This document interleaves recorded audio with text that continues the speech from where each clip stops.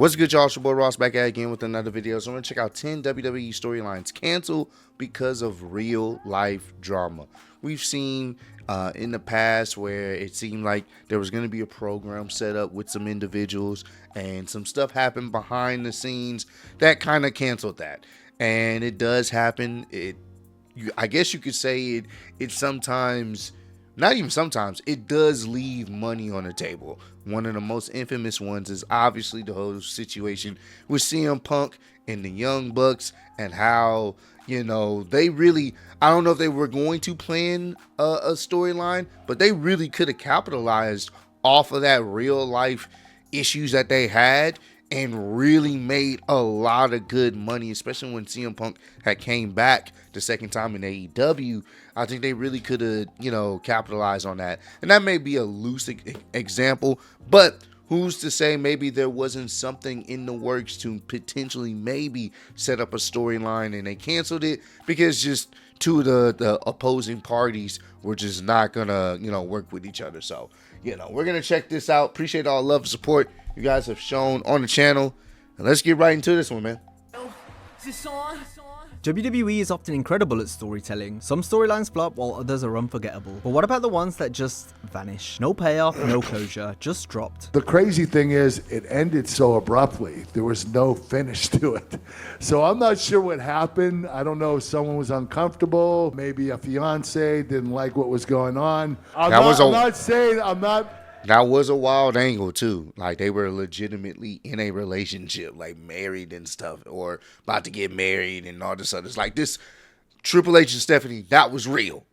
They played it up on camera, but it really was them, you know, in a relationship. And you know how Vince is. He loves, you know, doing like weird stuff with his family and his kids. So I'm just saying, I don't know why it ended so quickly. Today, we're diving deep into 10 times WWE abandoned a storyline without explanation. But I only lasted about 90 seconds, so that was so disappointing to me and for everything I had done the last couple of weeks and months. Some of these had major potential, while others just left fans scratching their heads. The way they did that just made it look like nobody else mattered but Triple H. And that's not what you want to do with talent and ability. Vince McMahon has been at the center of some of WWE's wildest moments, but nothing compared to the June 11, 2007 episode of Raw. The show had been rebranded as Mr. McMahon Appreciation Night, an ego-driven spectacle following McMahon's humiliating loss of the ECW Championship to Bobby Lashley at One Night Stand. Throughout the night, WWE legends and personalities appeared, not to praise McMahon, but to mock and insult him. Stone Cold Steve Austin took verbal jabs, and even Donald Trump made an appearance. McMahon appeared increasingly dejected as the night went on. Then came the shocking ending. As McMahon silently walked through the backstage area, passing the entire WWE roster, he looked lifeless, almost as if he were already gone. He stepped into the limousine, shut the door, and suddenly, the vehicle exploded into a fireball. The screen cut to black. It was one of the most dramatic endings to Raw. Yeah, bro, I was like,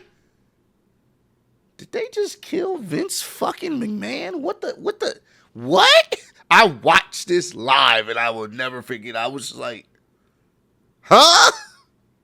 What the hell just happened? And they was really running with, nah, bro, this nigga just died. What? Fans were stunned. WWE was staging a kayfabe death of Mr. McMahon. Yes. Some viewers, including Donald Trump, believed the explosion was real, which briefly caused WWE's stock price to drop until the company issued a statement clarifying that only the character of Mr. McMahon had died. The next episode of Raw revealed that an FBI investigation was underway, with a 3-hour special planned for June 25th. The episode was set to feature McMahon's funeral, where the WWE would gather to mourn or celebrate his passing. Linda McMahon was even scheduled to be arrested as a suspect in Vince's murder, and his lesser-known brother, Rod McMahon, was set to make his first ever WWE appearance. Wow. The long-term plan? Mr. Kennedy was to be revealed as Vince's illegitimate son, inheriting control of WWE and becoming an egomaniacal villain. The feud would culminate at WrestleMania 24, with Kennedy either defending the WWE Championship against Triple H, or battling Shane McMahon for the control of the company. But then, real tragedy struck. On June 24, 2007, Chris Benoit was found dead, alongside his wife Nancy and their 7-year-old son Daniel, in a horrific double murder-suicide. As details emerged, WWE immediately cancelled the McMahon. They had to. Instead of Vince's funeral, the planned June 25th Raw became a solemn Chris Benoit tribute show. However, by the time the tribute aired, new reports surfaced that Benoit had murdered his wife and son before taking his own life. WWE went into full damage control. They erased Benoit from history, removing him from all promotional materials and future programming. The McMahon death storyline was quietly abandoned, with Vince returning to TV on August 6th, revealing that he faked his demise to see who truly cared about him. Though WWE salvaged parts of the illegitimate son storyline, Mr. Kennedy was no longer involved, partly due to his own suspension in a steroid scandal. Instead, the angle took a comedic turn, with Hornswoggle being revealed as Vince's bastard child. What was originally it just was like, all right, bro. Okay, all right, I checked out. Originally designed as one of WWE's most ambitious and dramatic storylines, ended in pure absurdity. McMahon's limo explosion remains WWE's biggest what could have been moments, abandoned not by creative missteps, but by the darkest real-life tragedy in wrestling history. Dolph Ziggler had one of the most unpredictable careers in WWE, but in 2017 he pulled one of his strangest moves ever. At Clash of Champions, he won the United States Championship, only to leave the title in the ring and walk away at the next SmackDown. You want something to remember me by? I'm gonna have everyone talking about me one way or another.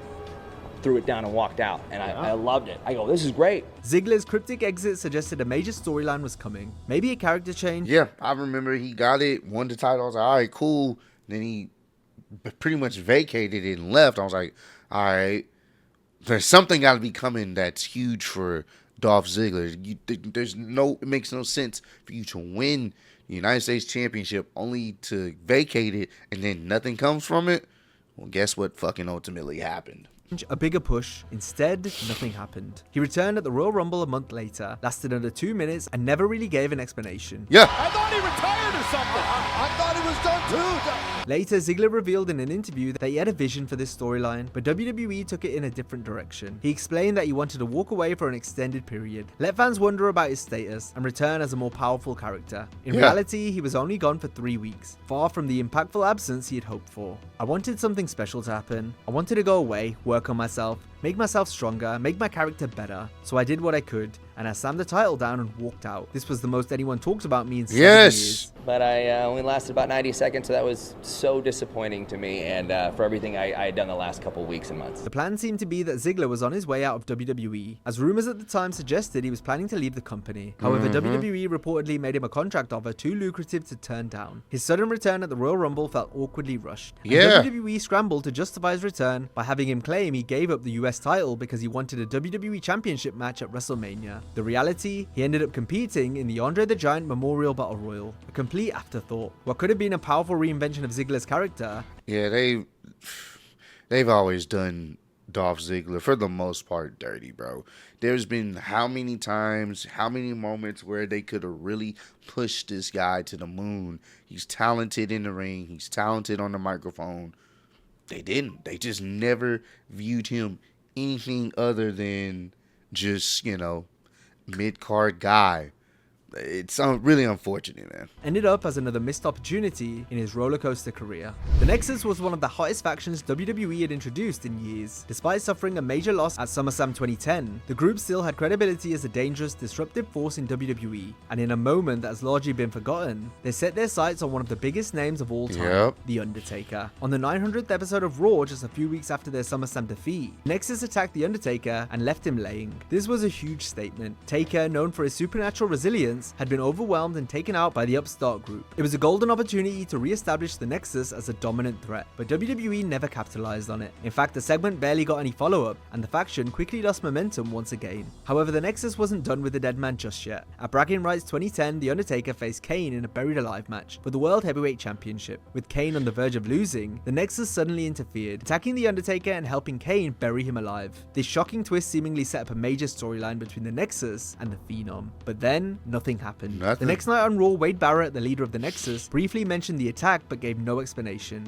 He simply stated that the Nexus had their reasons for getting involved. But it is fairly obvious, if you know how WWE works, that if a group of guys attack The Undertaker and put The Undertaker out for 5 months until he comes back 4 weeks before WrestleMania for his run there, clearly the intention is for Undertaker to come back and work with those guys. No feud developed between The Undertaker and the Nexus. No retribution was sought. It was as if WWE had simply dropped the entire angle overnight. Rumors at the time suggested that the WWE had initially planned for The Undertaker to face Wade Barrett at WrestleMania 27. This would have been a major opportunity for Barrett. Bro, it would have been great for him. That makes sense.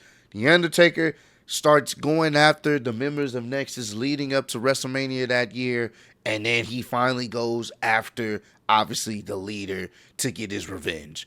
That gets a lot of the guys potentially, well, not even potentially, mostly it gets them more TV time. It puts Wade Barrett in a WrestleMania match with The Undertaker. That's a big rub. Like, this helps the future of the company. But it never happened. Eventually elevating him to main event status. However, plans changed, and The Undertaker ended up facing Triple H instead. The Nexus, meanwhile, lost more steam in the following months. After Barrett was exiled from the group, CM Punk took over as the leader of the new Nexus in early 2011, but the faction had lost its bite. By the time WrestleMania 27 rolled around, the Nexus was a shell of what it once was. The biggest mystery remains, why did WWE have the Nexus attack The Undertaker twice, only to never follow up? Was this simply a way to write The Undertaker off TV so he could take time off? Did WWE lose faith in the Nexus as a top faction? We may never know, but what could have been a career-defining feud for Wade Barrett and the Nexus became just another forgotten chapter in WWE history. At the 2015 Royal Rumble, Curtis Axel was set to enter the match at number 5. However, before he could even make his way to the ring, Eric Rowan of the Wyatt family ambushed him backstage and took his spot. Axel never technically entered the match, meaning he was never officially eliminated. While this seemed like an inconsequential moment at first, the internet quickly took notice. Fans began spreading the joke that Curtis Axel was never eliminated, I remember this. and that he was the rightful winner of the Royal Rumble. Yeah, he was Axel never and eliminated. WWE Creative was smart enough to capitalize on the viral trend. He started appearing on television declaring that he was still the rightful Royal Rumble winner, and pointing to the WrestleMania sign in protest. His gimmick, known as Axel Mania, began to gain traction as he played up his delusional confidence. Fans, many of whom were unhappy with Roman Reigns' Rumble win, latched on to Axel's campaign as an amusing form of protest. WWE leaned into the gag, having Axel come out every week boasting about how long he had been in the Royal Rumble match, even though he never actually entered it. For a brief moment, Axel Mania had real momentum. Axel appeared in segments with celebrities like Snoop Dogg and Hulk Hogan, and he even competed in the Andre the Giant Memorial Battle Royal at WrestleMania 31. However, WWE soon altered the gimmick in a way that completely derailed his original appeal. Instead of continuing with the never eliminated angle, they turned Axel into a full-blown parody of Hulk Hogan. He began mimicking Hogan's mannerisms, catchphrases, and and that's where they lost the plot. I'm like, bro, what are we doing? What are we fucking doing? Just capitalize on the actual situation and run with that. They lost the plot and it was cooked. Music, while Damien Sandow was repackaged as Macho Mandow to form a tag team parody of the Mega Powers known as the Meta Powers. While still somewhat entertaining, the new direction watered down what had made Axel Mania fun in the first place. The final nail in the coffin came when WWE fired Hulk Hogan in July 2015, following the release of his racist comments. In an effort to distance themselves from Hogan, WWE scrubbed all references to him, including Axel Mania. The gimmick was immediately dropped, and Axel was left directionless once again. I don't think they were planning to like give us a big push or anything, but crowd-wise, we were an attraction, and in the house shows, we were getting as loud of a response as anybody. Axel Mania is a perfect example of WWE failing to understand what made an organic gimmick work. What started as a fun, fan-driven joke turned into something overproduced and ultimately doomed. WWE has a history of mismanaging organically over acts like Zack Ryder, Damien Mizdow, and Rusev Day. And Axel Mania is just another example of a promising idea being ruined by unnecessary tinkering. Despite seeming destined to collide at numerous points in their WWE careers, Bray Wyatt and Brock Lesnar never faced off one-on-one inside a WWE ring. They had been setting it up too. I remember this too. For a feud, only to drop it without explanation. The first major tease came at Royal Rumble 2016, when the Wyatt family collectively eliminated Lesnar from the match. Once that happened, I was like, okay, all right, they're doing something here, and it never happened. It seemed like WWE was setting up a WrestleMania clash, but instead Lesnar was abruptly shifted into a feud with Dean Ambrose. Wyatt and his faction were left in limbo, eventually getting involved in an... And that was the worst decision, because I know Dean was trying to do stuff, but Brock was not. He didn't give two fucks. He was not trying to do anything remotely entertaining with Dean Ambrose at the time. Prompt you an underwhelming segment with The Rock instead. The original plan for Lesnar vs. Wyatt at WrestleMania 32 was quietly scrapped without explanation. A second opportunity arose shortly after, as WWE scheduled a match between Lesnar and Wyatt at Roadblock 2016. However, just before the event, WWE inexplicably changed it to a 2-on-1 handicap match, with Wyatt standing at ringside while Luke Harper took most of the offense against Lesnar. Despite the continued teases, WWE never followed through with a proper one-on-one match. The most recent attempt came in 2023, when Wyatt declared his intent to face the winner of Brock Lesnar vs. Bobby Lashley at Elimination Chamber. Lashley won via disqualification, setting up a storyline with Wyatt. However, reports soon emerged that Lesnar had turned down the feud entirely, leading to him facing Omos at WrestleMania 39 instead. And Brock was like, nope, I don't want to do it. Brock was like, nope, I'm not working with Mr. Spooky, man. I'm not going to do it. Would it have been interesting or entertaining? Possibly so, but Brock was not trying to do it. He was like, nah, I'm good. Dave Meltzer later reported that Lesnar personally rejected the idea of working with Wyatt, not for personal reasons, but because he felt their styles didn't mesh. Lesnar's entire persona is built on legitimacy, real-world dominance, whereas Wyatt's character is centered around supernatural horror elements. WWE's inconsistent booking of Wyatt also played a role, as many wrestlers left feuds with him in a worse position than when they started. Ultimately, the WWE Universe never got to see how a Lesnar vs. Wyatt feud would unfold. Despite years of teasing and missed opportunities, the company never pulled the trigger on the match. Would y'all have been, I guess, interested in this feud if it actually would have played out?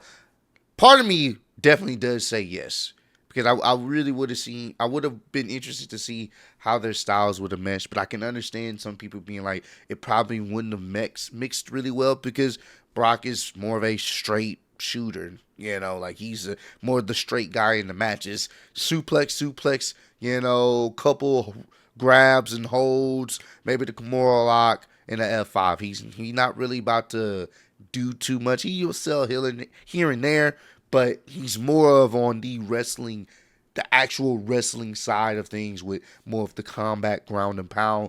Bray's more, his in-ring style is more storytelling to get inside his opponent's head. So those styles in the ring could have definitely clashed, and it may not have worked, but it would be interesting to see if they actually had some legs behind it. Match, leaving it as one of WWE's biggest what-ifs. In late 2008, WWE introduced a mysterious new character, Vanson, in a cryptic promo on SmackDown. The vignette showed Vanson speaking in a dark, eerie tone, claiming he'd been waiting for this moment his entire life. He spoke of destiny, power, and hinted at a supernatural connection to The Undertaker. Your annihilation. I don't remember this. WWE had big plans for him, with the ultimate goal of setting up a WrestleMania 25 feud against the Dead Man. According to former WWE writer Freddie Prinze Jr., Vanson was supposed to lead a cult-like faction, somewhat resembling the X-Men or the Brood, with each member possessing unique abilities. The storyline would have seen Vanson declare himself as The Undertaker's long-lost son, someone who had been abandoned and was now returning for revenge. WWE even filmed multiple vignettes to build anticipation for his arrival. However, before the storyline could gain traction, Triple H reportedly mocked the idea in a meeting with Vince McMahon, laughing at the concept of The Undertaker having a mutant gang. That was all it took for Vince to scrap the storyline entirely. He says, are we really going to go with this guy? And Vince goes, what do you mean? What's the problem? And he says, he looks like he cuts my grass, man. And Vince laughed. And literally all the air went out of the room. Vanson was promptly released from his contract, never appearing on WWE. Damn, all because this nigga Triple H said, hey, this dude look like he cut my grass. We really about to do this? Yeah, you're right, bro. We'll scrap it. What's crazy is, I mean, we ended up getting The Undertaker and HBK, one of the greatest WrestleMania matches of all time at WrestleMania 25. So I guess it kind of actually worked in the fans' favor, but we don't know, you know, and it's just unfortunate. This guy has this whole situation planned just for them to be like, nah, we ain't gonna do it no more. See you later, bro. Television again. The decision to cancel the feud may have inadvertently led to one of WWE's greatest matches ever, Undertaker vs. Shawn Michaels at WrestleMania 25, but it also robbed fans. And that's the crazy thing. Because that match got canceled, we end up getting easily, like I just said, one of the greatest WrestleMania matches of all time.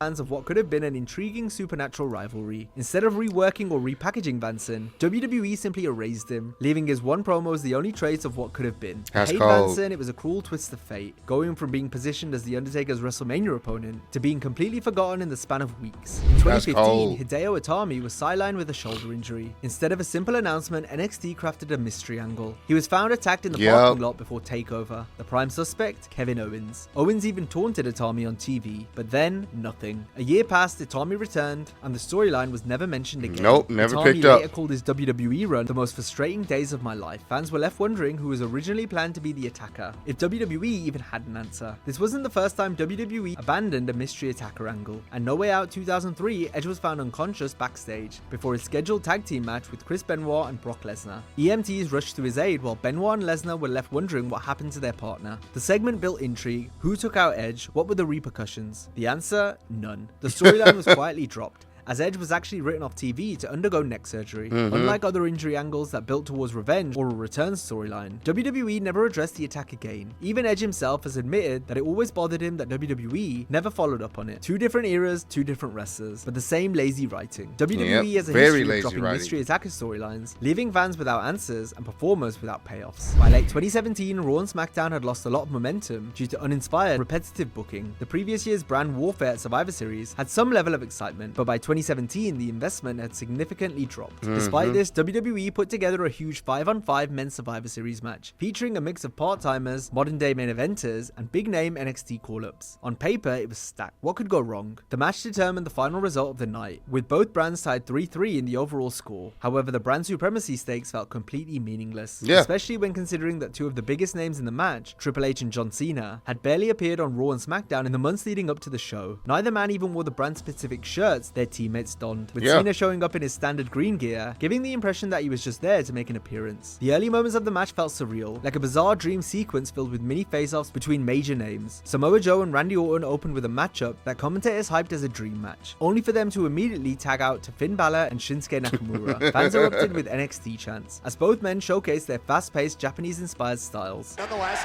Balor and Shinsuke squaring off. The sequence continued with Triple H facing Bobby Roode, two men who had been compared with each other over the years, drawing a fun reaction from the crowd. Give Bobby Roode credit for his boxing. Calling for it. Oh! Even Kurt Angle squared off with his former TNA rivals, though WWE's commentary avoided any mention of their history. However, things took a nosedive fast. The match should have been an opportunity to elevate younger talent, but instead, Samoa Joe was eliminated early by Cena. Given that Cena barely appeared on WWE TV afterward, it was a baffling booking decision. Balor was also eliminated by Orton in another frustrating moment, further proving that WWE had no long-term plans to build new stars. By the time the match neared its conclusion, 4 of the 5 remaining superstars were Triple H, Kurt Angle, Shane McMahon, and Randy Orton. Meanwhile, 4 former NXT champions had already been eliminated. Shane McMahon, despite being an authority figure and not a full-time wrestler, was booked as the ultimate underdog, even surviving an ambush from Kevin Owens and Sami Zayn. Then came the real disaster. Triple H turned on his own teammate Angle, helping Shane eliminate him. Okay. That was always confusing to me. What the hell? He just pedigreed his captain! But rather than siding with SmackDown, he then turned on Shane as well, pinning him to secure the victory for Raw. Oh my God! That's what it was all about! The cerebral assassin with the pedigree! He wanted to take out Shane himself! The match ended with Braun Strowman, who had barely been involved in the finishing sequence, watching from the apron as Triple H celebrated like he had just masterminded the biggest heist in WWE history. In a moment of comic justice, Strowman attacked Triple H after the match, choking him and hitting him with multiple power slams as the crowd cheered. Triple H cowered in the corner, selling the moment like he was terrified. You will never play this game again! Triple H whimpering. Ultimately did nothing with this moving forward. Kurt Angle later commented on the match booking, saying it felt like no one else mattered but Triple H. He also noted that Strowman was completely left hanging by WWE's lack of follow-up, making the ending feel even more pointless. I remember this happened. I was like, okay, we're gonna get this Triple H and Braun Strowman type thing. Nope. I was like, what? Despite looking dominant in the moment, Strowman never got a high-profile storyline out of this, and by 2022 he was out of WWE entirely. In the end, Survivor Series 2017 served no purpose, other than to give Triple H another victorious moment. The way they did that just made it look like, you know, nobody else mattered but Triple H.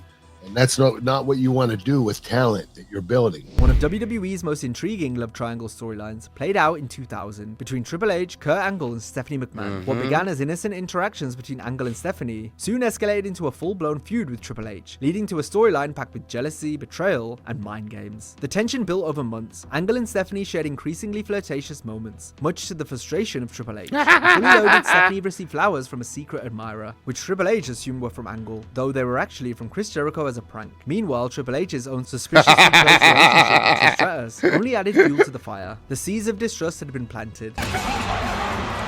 Yep.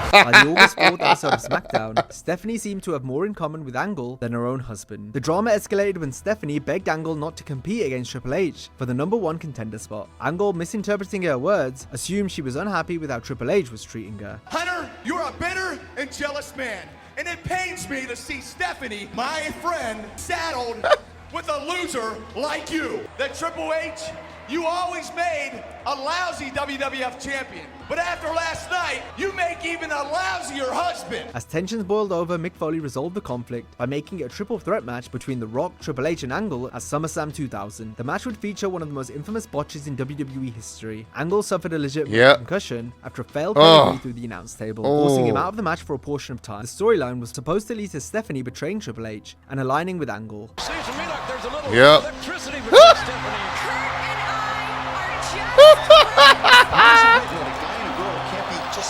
However, in a backstage meeting, Triple H reportedly vetoed the idea, stating that it wasn't believable that Stephanie would ever leave him for Angle. Instead of a dramatic payoff, the storyline was abruptly altered, and Stephanie remained with Triple H, reducing what could have been a major shift in WWE's power dynamics to a forgettable conclusion. Kurt Angle later confirmed that the original plan had indeed been for him to steal Stephanie away, and he expressed disappointment that it never happened. But it did just kind of, fall apart. Then there was no ending to it. I think what happened is after that certain kiss, I think, there might have been a couple people uncomfortable about it and decide not to continue on the storyline. WWE fans were left wondering what could have been. The feud fizzled out, and Angle moved on to other rivalries while Triple H remained by Stephanie's side. The summer of 2011 was one of the most exciting. Most likely, obviously, Triple H probably didn't just feel really comfortable with it, which, hey, that's fine. That is his actual wife. But am I surprised this was even a thing? No, because Vince was known for putting his children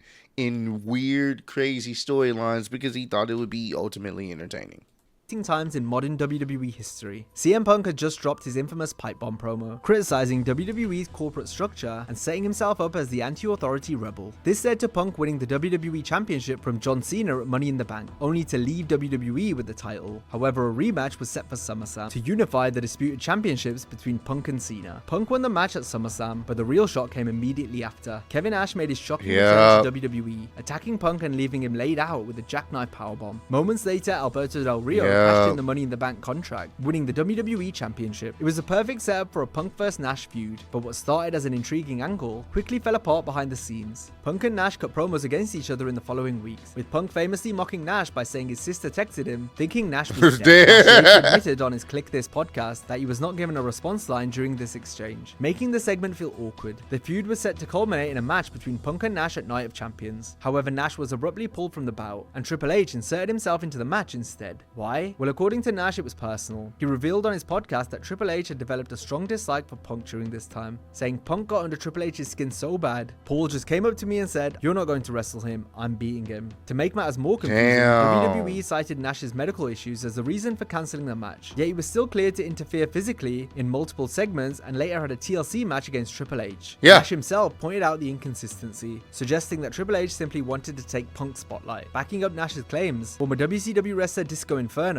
confirmed that Nash told him the story privately before making it public. It's 100% true. Nash was supposed to work with Punk, and Triple H just said, "Nope, I'm beating him." Paul just came up to me and just said, I'm gonna beat him. You're not gonna wrestle him. I'm beating. I was like, cool. Instead of Punk getting his revenge on Nash, the storyline was derailed. Punk lost to Triple H at Night of Champions. I remember this. Nash instead began feuding with Triple H, leading to a TLC match that nobody had originally asked for. It should have been a major storyline between a rebellious CM Punk and the returning Kevin Nash, turned into another example of WWE's backstage politics, overshadowing creative storytelling. Punk never got his closure with Nash, and instead Triple H walked away victorious. Another case of an intriguing angle that was completely abandoned. Which of these unfinished storylines do you wish had... More of the story, Triple H was definitely a big part in some of these things not happening. Like, if Triple H don't like you, or Triple H has some idea, you're cooked, bro. It's over. It's done. GG's. Hang it up. But yeah, man, I mean, that, in my opinion, is one of the major factors that derailed the summer of Punk. All that, it was dumb. It's another situation where I still don't think it made any sense for a Triple H at that time to beat CM Punk, but obviously there was some real life tension and issues, which obviously they don't have that now, but time has healed all of that. So, but comment down below. Let me know some other WWE storylines that you guys can remember, because there's still some other ones that just never got no finish, no payoff, no nothing. It's just ended out of nowhere, and we still don't know the conclusion to some of those storylines. But I appreciate all love, support. Road to 150K. Appreciate y'all kicking in with me. See you on the next one. Peace.